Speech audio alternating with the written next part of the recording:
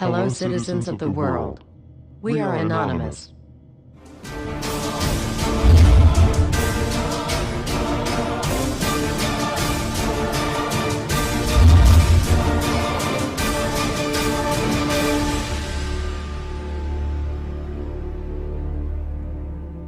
Dear brothers and sisters, now is the time to open your eyes. In a stunning move that has civil libertarians stuttering with disbelief, the U.S. Senate has just passed a bill that effectively ends the Bill of Rights in America. The National Defense Authorization Act is being called the most traitorous act ever witnessed in the Senate, and the language of the bill is cleverly designed to make you think it doesn't apply to Americans. But toward the end of the bill, it essentially says it can apply to Americans if we want it to. Bill summary and status.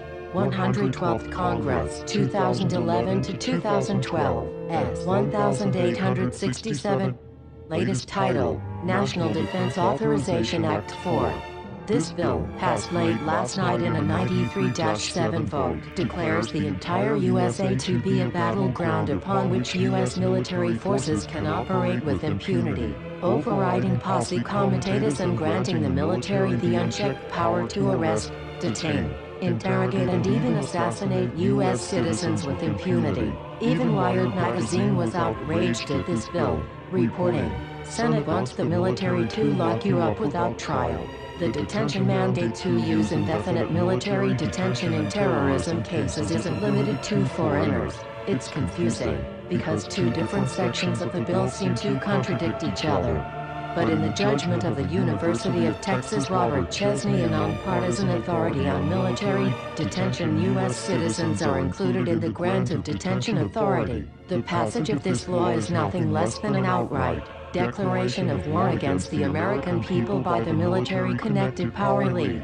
If this is signed into law, it will shred the remaining tenets of the Bill of Rights and unleash upon America a total military dictatorship, complete with secret arrests, secret prisons, unlawful interrogations, indefinite detainment without ever being charged with a crime, the torture of Americans and even the legitimate assassination of U.S. citizens right here on American soil. If you have not yet woken up to the reality of the police state we've been warning you about, I hope you realize we are fast running out of time. Once this becomes law, you have no rights whatsoever in America, no due process, no First Amendment speech rights, no right to remain silent, nothing.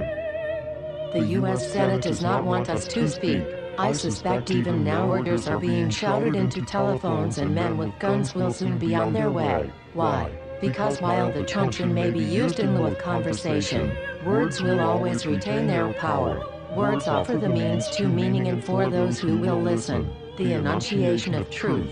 And the truth is, there is something terribly wrong with this country, isn't there? Cruelty and injustice, intolerance and oppression, and where once you had the freedom to object, to think and speak as you saw fit, you now have censors and systems of surveillance coercing your conformity and soliciting your submission. How did this happen? Who's to blame? Well, certainly there are those who are more responsible than others, and they will be held accountable.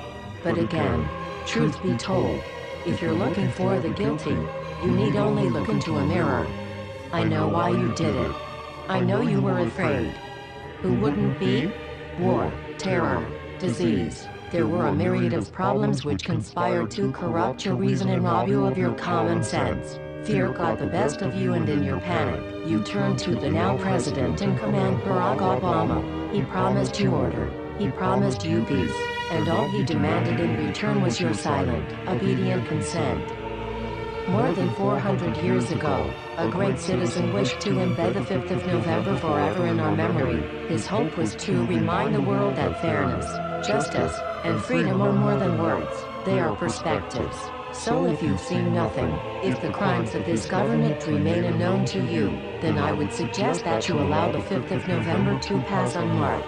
But if you see what I see, if you feel as I feel, and if you would seek as I seek, then I ask you to stand beside one another, 1 year from November 5th, 2011, outside the gates of every courthouse of every city demanding our rights.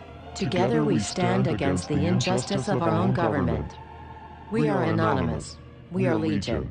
United as one. divided by 0. We do not forgive censorship. We do not forget oppression. U.S. Senate. Expect us.